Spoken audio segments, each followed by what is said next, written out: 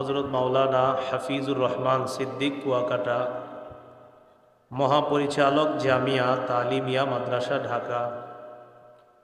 বিশেষ আকর্ষণ মুফতি আবু সাঈদ কলরব। প্রধান অতিথি বীর মুক্তিযোদ্ধা অধ্যাপক ডাক্তার প্রাণগোপাল দত্ত এমপি, মাননীয় সংসদ সদস্য কুমিল্লা ৭ চান্দিনা। আমি আপনাদের সামনে সূরাতুল কমার, এই সূরা কমারের প্রথম দুটি আয়াতে কারিমা তেলাওয়াত করলাম।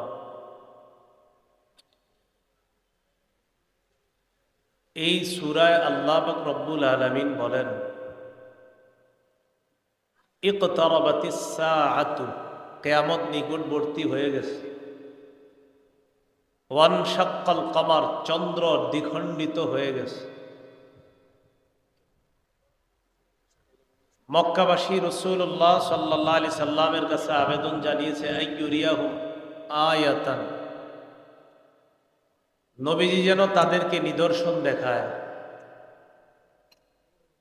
তারা আবেদন করলো, নবীজি যেন তাদেরকে আইয়ুরিয়াহুমুল কমারা শিক্কাইন, তাদেরকে যেন চন্দ্র দুই খণ্ড করে দেখায় দেয়।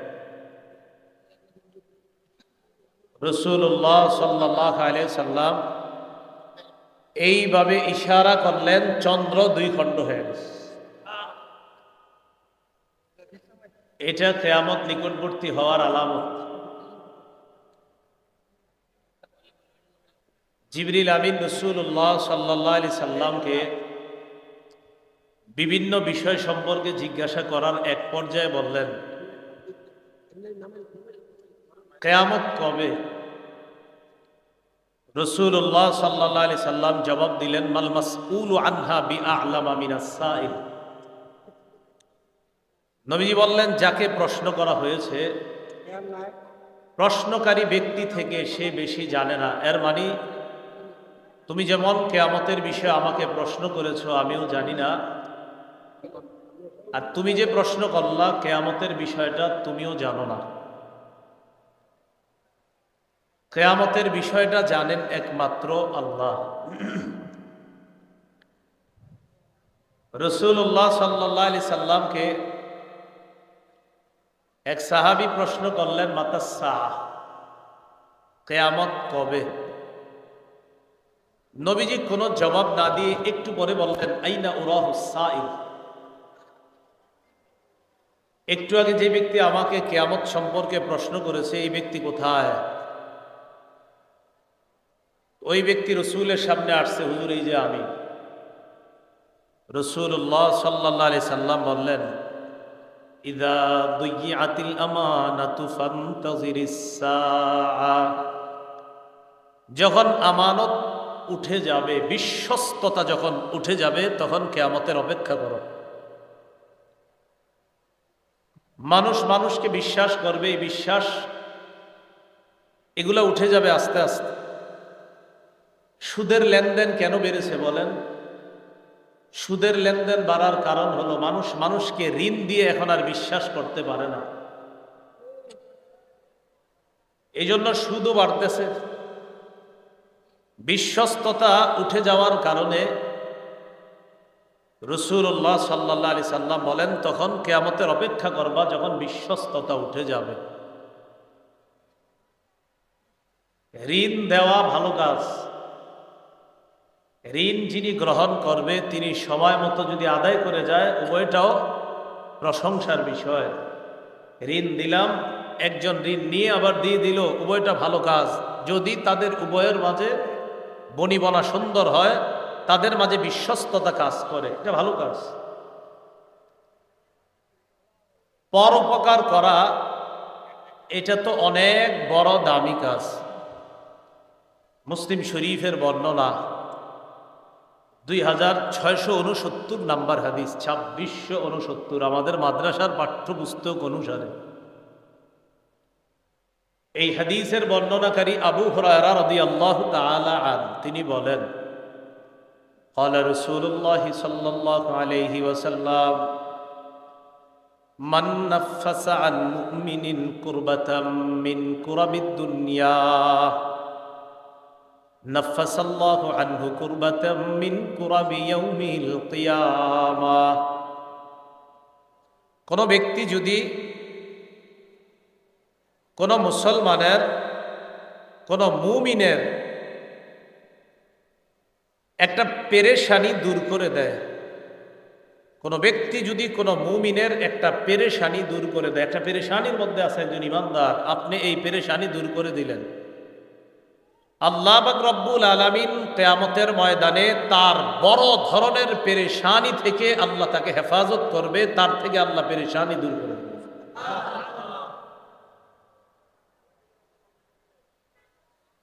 তো এই যে পেরেশানি দূর করা আরেকজনের, এটা অনেক ভালো কাজ, পরোপকার। ওয়ামান ইয়াসসারা আলা মুসিরিন ইয়াসসারাল্লাহু আলাইহি ফিদ দুনিয়া ওয়াল আখিরাহ। কোন ব্যক্তি যদি কোন অভাবগ্রস্ত ব্যক্তির প্রতি সহজ আচরণ করে, কোন ব্যক্তি যদি বিপদগ্রস্ত ব্যক্তির প্রতি সহজ আচরণ করে, একজন ব্যক্তি বিপদে আছে, আপনি তার প্রতি একটা সহজ আচরণ করলেন, ইয়াসসারাল্লাহু আলাইহি ফিদ দুনিয়া ওয়াল আখিরাহ, আল্লাহ ওই ব্যক্তির সাথে দুনিয়া আখিরাতে সহজ আচরণ করবে। ওয়ামান সাতারা মুসলিমান সাতারাল্লাহু ফিদ দুনিয়া ওয়াল আখিরাহ। কোন ব্যক্তি যদি কোন মুসলমানের দোষ গোপন করে, আল্লাহ পাক রব্বুল আলামিন দুনিয়া আখিরাতে তার দোষ গোপন করেছে। ওয়াল্লাহু ফি আউনিল আবদি মা কানাল আবদু ফি আউনি আখিহি। আল্লাহ পাক রব্বুল আলামিন কোন বান্দাকে ততক্ষণ সাহায্য করে, ওই বান্দা যতক্ষণ অন্য কারো সহযোগিতা করে, কোন ব্যক্তি অন্য কারো যতক্ষণ পর্যন্ত সাহায্য করবে, আল্লাহ ততক্ষণ তাকে সাহায্য করবে। তাহলে পরোপকার করা এটা ভালো কাজ। ঋণ দেওয়া অবশ্যই ভালো কাজ। ঋণ যিনি নিবেন, যার পেরেশানি দূর হবে, তিনিও সময় মতো ঋণ আদায় করে দেওয়া, উভয়টা প্রশংসার কাজ হবে। আব্দুল্লাহ ইবনে ওমর রাদিয়াল্লাহু তাআলা আনহুমা বর্ণনা, হাদিসের কিতাব তাবরানী শরীফ, এই কিতাবের 3070 নম্বর হাদিসের বর্ণনা, 3870 নম্বর হাদিসের বর্ণনা। এই হাদিসের মধ্যে আসছে, ক্বালা রাসূলুল্লাহ সাল্লাল্লাহু আলাইহি ওয়াসাল্লাম, রাসূলুল্লাহ সাল্লাল্লাহু আলাইহি ওয়াসাল্লাম বলেন, ইন্না লিল্লাহি খালকা খালাকাহুমুল্লাহু লিহাওয়াইজিন নাস। আল্লাহর কিছু সৃষ্টি আছে যাদেরকে আল্লাহ সৃষ্টি করছে মানুষের প্রয়োজন পুরা করার জন্য। আল্লাহর কিছু সৃষ্টি আছে যাদেরকে আল্লাহ বানাইছে মানুষকে সহযোগিতা করার জন্য। দেখবেন অনেক মানুষ আছে মাশাআল্লাহ, অন্যের সব সময় সহযোগিতা করে। ইয়াফজাউন নাসু ইলাইহি ফি হাওয়াইজিহিম। আল্লাহর ওই সৃষ্টির যাদেরকে আল্লাহ বানাইছে মানুষের উপকার করার জন্য, অন্য মানুষরা পেরেশানির মধ্যে পড়ে তাদের কাছে আসে, খুব পেরেশানি নিয়ে আসে, আসার পর মুহূর্তের মধ্যে তাদের পেরেশানি দূর করে দেয়, প্রয়োজনগুলা পুরা করে দেয়। আল্লাহ নবী বলেন, তারা আল্লাহর আযাব থেকে নিরাপত্তা লাভ করে নেয়। উলাইকাল আমিনুন, তারা নিরাপদ আল্লাহর আযাব থেকে। কিয়ামতের ময়দানটা হবে খুব ভয়াবহ একটা পরিস্থিতির জায়গা। সহিহ ইবনে হিব্বান নামে একটা হাদিসের কিতাব আছে, 3877 নম্বর হাদিসের বর্ণনা। عن عبد الله بن عمر رضي الله تعالى عنهما قال قال رسول الله صلى الله عليه وسلم, নবীজি বলেন, মান আ'আনা আবদান সাবাতাল্লাহু লাহু মাকামাহু ইয়াওমা তাজুলুল আকদাম। কোন ব্যক্তি যদি কোন বান্দার সহযোগিতা করে, আপনাদের এই এলাকার কেউ আরেকজনের সহযোগিতা করলেন, নবীজি বলেন এই ব্যক্তিকে কিয়ামতের ময়দানে যেদিন তার পা পিছলে গিয়ে সে জাহান্নামী হওয়ার সম্ভাবনা, সেদিন আল্লাহ তাকে অটল রেখে জান্নাতি বানায় দেবেন। পা পিছলে যেতে দিবেন না আল্লাহ তাকে। তাহলে আরেকজনের সহযোগিতা করা খুব ভালো কাজ, কিন্তু যাকে সহযোগিতা করা হবে তিনিও এই সহযোগিতাটা সঠিকভাবে নেওয়া। তো এই সহযোগিতার মধ্যে একটা সহযোগিতার নাম ঋণ। কি বলেন তো? ঋণ। এটা তো ভালো, কিন্তু ঋণ নেওয়ার পর আপনি তাকে পৌঁছে দেওয়া, এই যে সময় মতো দিয়ে দেওয়া, ঋণটা আদায় করে দেওয়া, এটার নাম বিশ্বস্ততা। আর এই বিশ্বস্ততা যদি না থাকে, রসুল বলেন কিয়ামতের অপেক্ষা করো। এই বিশ্বস্ততা কি বাড়ছে না কমতেছে? হ্যাঁ, কিছু ক্ষেত্রে, প্রায় ক্ষেত্রে বিশ্বস্ততা কমে যাচ্ছে আমাদের। আল্লাহ হেফাজত করেন। তাই সুদের হার বেড়ে যাচ্ছে। ঋণ দেওয়া ফজিলতের কাজ। সূরা বাকারা 245 নম্বর আয়াতে আল্লাহ বলেন, মান যাল্লাযী ইউকরিদুল্লাহা কারদান হাসানান ফায়ুদাইফাহু লাহু আদআফান কাসীরা। যে ব্যক্তি আল্লাহকে কর্জে হাসানা দেয়, আল্লাহকে কর্জে হাসানা মানে কাউকে আল্লাহর জন্য কর্জে হাসানা দিলেন, আল্লাহ তাকে দ্বিগুণ পুরস্কার দান করেন। ওয়াল্লাহু ইয়াকবিদু ওয়া ইয়াবসুত। আল্লাহ রিজিক বাড়ান, আল্লাহ রিজিক সংকুচিত করেন। ওয়া ইলাইহি তুরজাউন। আল্লাহর কাছে তোমরা ফিরে যেতে হবে। সূরা মাইদার 12 নম্বর আয়াতে আল্লাহ বলেন, লা ইন আকামতুমুস সালাহ, তোমরা যদি নামাজ আদায় করো, ওয়া আতাইতুমুজ যাকাহ, তোমরা যদি যাকাত দাও, ওয়া আমানতুম বিরুসুলি, তোমরা যদি আমার রাসূলদের প্রতি বিশ্বাস স্থাপন করো, ওয়া আযযারতুমুহুম, আমার রাসূলদেরকে যদি তোমরা সহযোগিতা করো, সাহায্য করো, ওয়া আকরাদতুমুল্লাহা করদান হাসানা, তোমরা যদি আল্লাহকে কর্জে হাসানা দাও, আল্লাহকে কি দাও?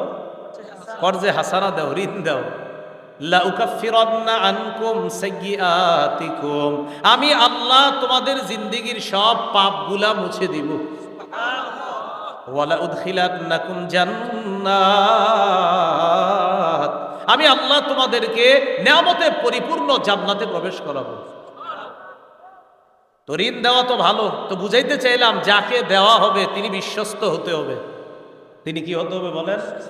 এই বিশ্বস্ততা যখন বাড়বে দেখবেন সুদের মাত্রা কমে যাবে ইনশাআল্লাহ। আব্দুল্লাহ ইবনে মাসউদ রাদিয়াল্লাহু তাআলা আনহুর বর্ণনা, আন আব্দুল্লাহ ইবনে মাসউদ রাদিয়াল্লাহু তাআলা আনহু قال قال رسول الله صلى الله عليه وسلم ما من مسلم يقرض قرضا مرة كان كصدقته مرتين। নবীজি বলেন, কোন মুসলমান অন্য কাউকে যদি একবার ঋণ দেয়, কয়বার? আপনি কাউকে 10 টাকা একবার ঋণ দিলেন আর আল্লাহর রাস্তায় 20 টাকা দান করলেন, তাহলে ডাবল করলেন দান। ঋণ দিলেন 10 আর 20 টাকা দান করলেন, তাহলে ডাবল হলো দান। নবীজি বলেন, কোন ব্যক্তি অন্য কাউকে যদি একবার ঋণ দেয়, কানা কা সাদাকাতিহি মাররাতাইন, আল্লাহ তাকে 2 বার সদকা করার সওয়াব লিপিবদ্ধ করে দেয়।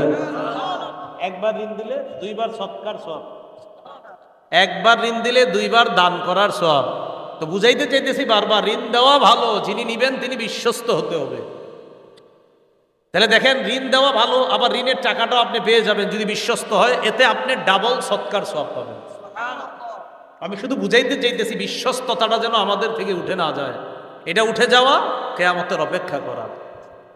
বারা ইবনে আজিব রাদিয়াল্লাহু তাআলা আন রাসূলের সাহাবী, তিনি বলেন, আন বারা ইবনে আজিব রাদিয়াল্লাহু তাআলা আনহু قال سمعت رسول الله صلى الله عليه وسلم يقول, আমি নবীজিকে বলতে শুনলাম, মান মানাহা মানিহাতা লাবান, কেউ যদি কাউকে একটা দুধালু গরু দেয়, দুধের গরু বুঝেননি, মানে যে গরু থেকে দুধ দোয়ানো যাবে, এরকম দুধের একটা পশু দিছে, এটা গরু হতে পারে, অন্য কোনো দুধের পশু, যেই দুধ আমরা খাই, কাউরে দিছে যে আপনি দুধ খাবেন, এই জন্য দিলাম আপনাকে।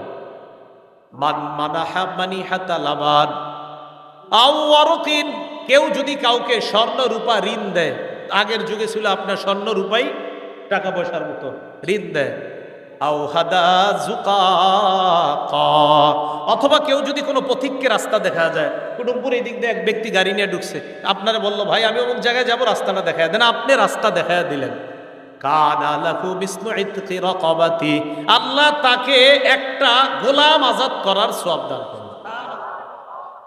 কাউকে দুধ খাওয়ার জন্য গরু দিলেন, আপনি কাউকে স্বর্ণ রূপা ঋণ দিলেন, অথবা আপনি কাউকে রাস্তা দেখায় দিলেন, আল্লাহ তাকে গোলাম আজাদ করার সওয়াব দান করেন। ঋণের স্বরূপ আরেকটা বর্তমানে, মনে করেন কথার কথা আপনার 4টা অটো আছে, অটো বর্তমানে অটো গাড়িগুলো সিএনজি বেশি না, সিএনজি অটো। তা একটা গরিব মানুষ কথার কথা, ওরে বললেন কি তোমার কি অবস্থা, বলতেছে আমি মেয়ে বিয়ে দিব, টাকা নেই। তা আপনি সিএনজিটা দিলেন আর কি 10 দিনের জন্য, ঠিক আছে 10 দিন চালাও, টাকা পয়সা 10 দিনে যা কামাইবে এটা তোমার, আবার দিয়ে দিও 10 দিন পরে সিএনজিটা। বিশ্বস্ত মানুষ, পাশের গ্রামেই লোক, তা আপনি দিলেন গাড়িটা। এই যে গাড়িটা যদি আপনি এইভাবে কর্জা দেন, মানে তিনি ঋণ নিছে আর কি, ভাই আপনার গাড়িটা দেন, আমি 10 দিন চালামু, টাকা পয়সা যা পাই বিয়েতে খরচ করুন, পরে আস্তে আস্তে আপনার ঋণটা আবার পরিশোধ করে দিব, কথার কথা এরকম যদি কেউ নেয়। এই জাতীয় ঘটনা, বাহন ঋণ দেওয়ার ঘটনা নবীজির যুগেও ঘটছে, বাহন রসুলের যুগেও ঘটছে।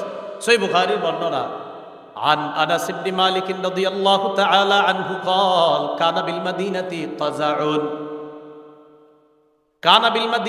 فزع فاستعار النبي صلى الله عليه وسلم فرسا لأبي طلحة। মদিনার মধ্যে একবার ভীতি সঞ্চার হলো, চারদিকে ভয় ছড়িয়ে দেওয়া হলো, একটা ভয় ভয় এমন অবস্থা মদিনার মধ্যে বিরাজ করতেছে। فاستعار النبي صلى الله عليه وسلم فرسا لأبي طلحة। আল্লাহ নবী আবু তলহার থেকে একটা ঘোড়া ধার করে নিলেন। আবু তলহা, তোমার একটা ঘোড়া আমারে ঋণ দাও, তোমার একটা ঘোড়া আমারে ঋণ দাও। তো ঘোড়াটা নিলেন, নেওয়ার পর রাসূলুল্লাহ সাল্লাল্লাহু আলাইহি সাল্লামকে যেই ঘোড়াটা দিছে আবু তলহা, এটাকে মানদুব নাম বলা হয়, ইউকালু লাহু মানদুব। এই ঘোড়াটার নাম হলো মানদুব। বলেন কি নাম? মানদুব। ফারাকিবা, রাসূল এই ঘোড়ার উপরে চড়লেন। চড়ার পর নবীজি সাল্লাল্লাহু আলাইহি সাল্লাম বললেন, এই ঘোড়াটার মধ্যে কোনো ভয়ের কিছু দেখলাম না। ইল্লা ওয়াজাদনাহু বাহরা, এই ঘোড়াকে তো সমুদ্র পাইছি মানি, অর্থাৎ সমুদ্র মানি হলো এই ঘোড়াটা অনেক দ্রুতগামী ঘোড়া, মাশাআল্লাহ অনেক সুন্দর ঘোড়া। তো রাসূলের যুগেও বাহন ধার দেওয়া, বাহন ঋণ দেওয়া এই ঘটনা ঘটছে। তো এই যুগেও যদি কেউ বাহন ঋণ দেয়, এই ঋণ দেওয়া এটাও বৈধ আছে।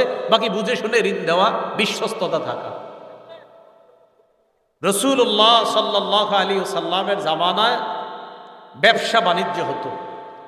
তো ব্যবসা বাণিজ্যের মধ্যে আপনি আমার কাছ থেকে ধান নিলেন, চাউল নিলেন, কথার কথা কিছু নিলেন, ধান চাউল।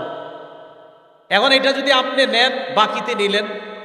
বর্তমানে আমাদের যেগুলা ঘটে, 1 মণ চাউল নিয়ে আসলেন অমুকের দোকান থেকে, 2 মণ, এরকম মাসে মাসে আনেন, টাকা দিচ্ছেন না। ব্যবসার ক্ষেত্রে কাউরে কিছু আপনি দেওয়া, এরপর টাকা পাওনা থাকা, এটাও ঋণ। বলেন এটাও কি? এই ঋণ মানে কেমন যেন এটা কর্জা।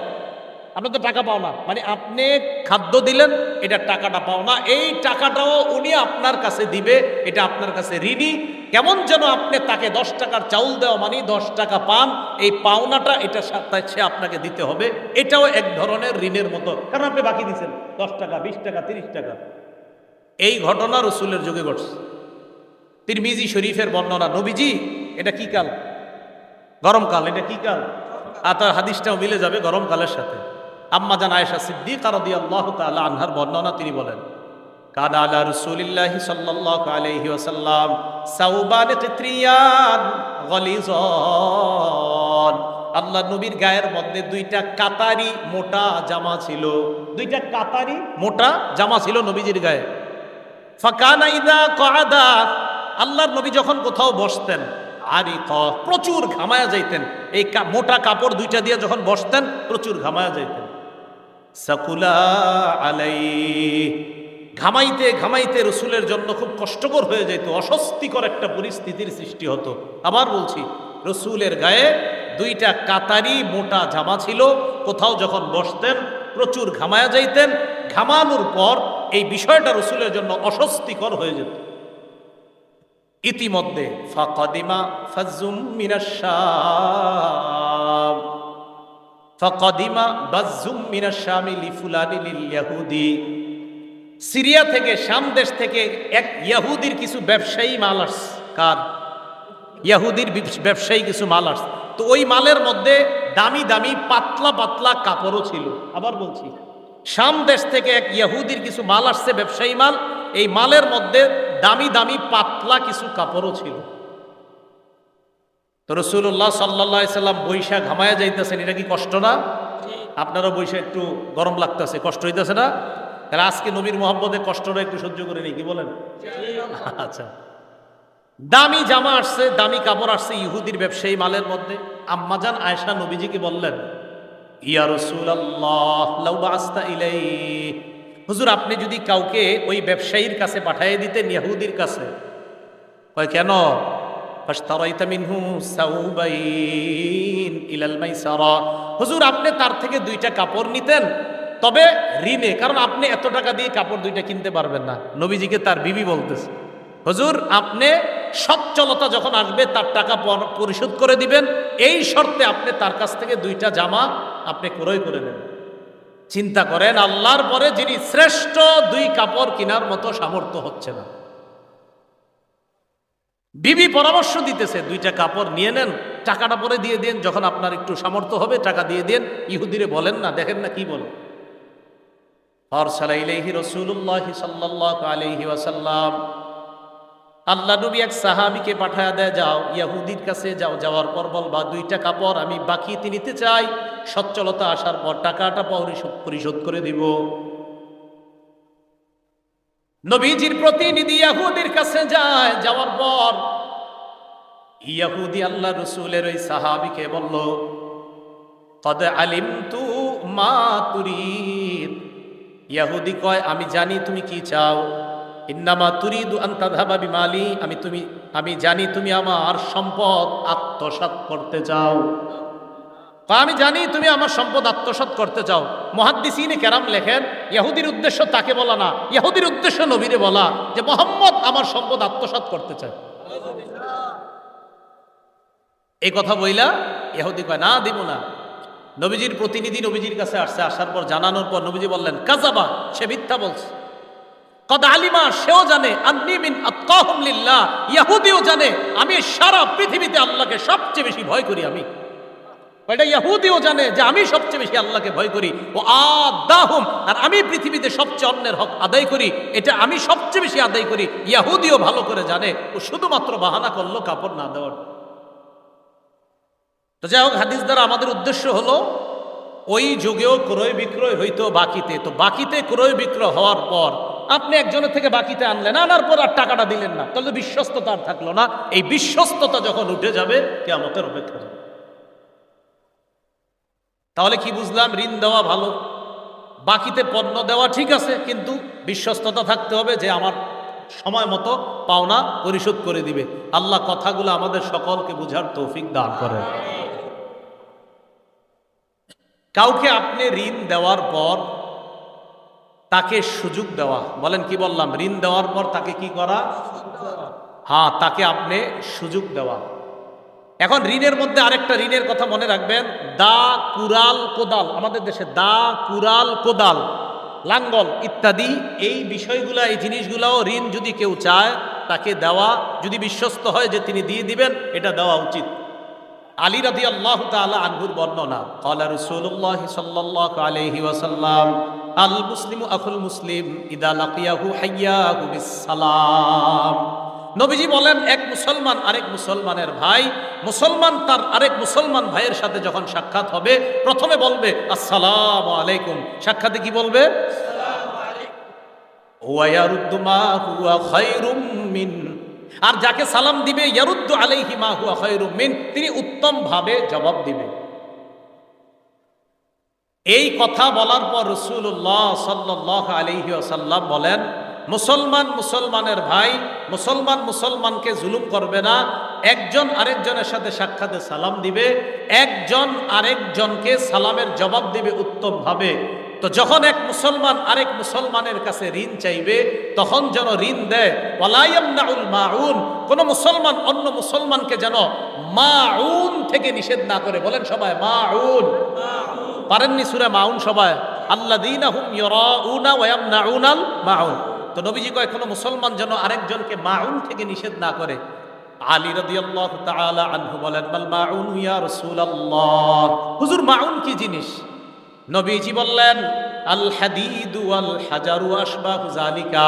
নবীজি বললেন, পাথর, লোহা, এই জাতীয় জিনিস, বর্তমান যুগে কোদাল, কুরাল, দা, খন্তা, লাঙ্গল ইত্যাদি, এগুলা হলো মাউন। এইগুলা যদি কেউ ঋণ চায়, ঋণ দেওয়া ধার দেওয়া শর্ত, তিনি বিশ্বস্ত হতে হবে। যদি বিশ্বস্ততা না থাকে, রাসূল কয় কিয়ামতের অপেক্ষা করো। ঋণ দেওয়ার পর যদি ওই ব্যক্তি অভাবগ্রস্ত হয়, হঠাৎ টাকা পয়সাওয়ালা মানুষ তো, হঠাৎ আপনার টাকা পয়সা হারায় গেছে, নাই, তাকে সুযোগ দেওয়া।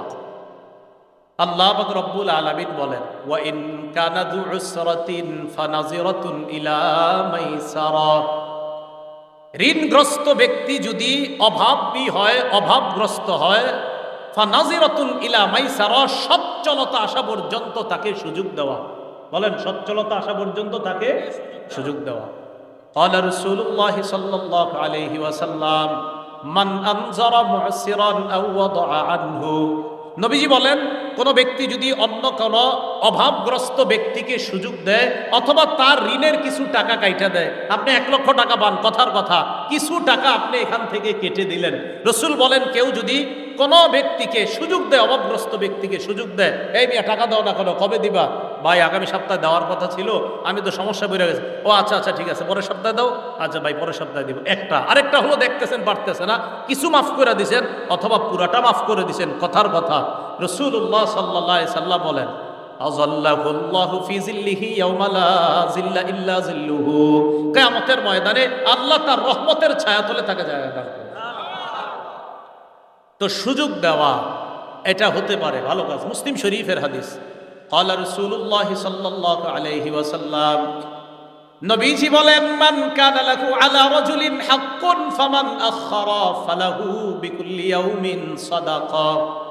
কোন ব্যক্তি যদি অন্য কারো কাছে কিছু পাওনা থাকে, আমি আপনার কাছে কিছু পাওনা, কোন মুসলমান অন্য কোন মুসলমানের কাছে কিছু পাওনা, পাওনাদারকে এবার আপনি সুযোগ দিলেন, আগামী মাসের 1 তারিখে দেওয়ার কথা, কোনো কারণে দিতে পারে না, এবার আপনি আরো 15 দিন সময় দিলেন। আল্লাহ নবী বলেন, এই 15 দিন তুমি সুযোগ দিয়ে দিলা, প্রত্যেকটা দিনের বিনিময়ে তোমার আমল নামায় সৎকার সওয়াব লিপিবদ্ধ হয়ে। আমন্ত্রিত ওয়াইজিনে কেরাম, সভাপতি আলহাজ মোহাম্মদ আব্দুল করিম সরকার, অবসরপ্রাপ্ত জেলা রেজিস্ট্রার, সহ সভাপতি আলহাজ মোহাম্মদ জাহাঙ্গীর আলম, প্রতিষ্ঠাতা সদস্য, কুডুমপুর মহিলা মাদ্রাসা, বিশেষ অতিথিবৃন্দ, আমন্ত্রিত অতিথিবৃন্দ, আজকের মাহফিলের উপস্থিত হযরত উলামায়ে কেরাম, মুসলমান ভাইয়েরা, বিভিন্ন ঘর বাড়ি বাসা বাড়িতে অবস্থানরত শ্রদ্ধা মা বোনেরা,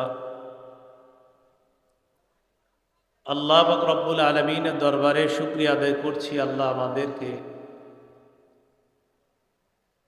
এই ওয়াজ দোয়ার মাহফিলে উপস্থিত হওয়ার তৌফিক দান করেছেন বলি আলহামদুলিল্লাহ।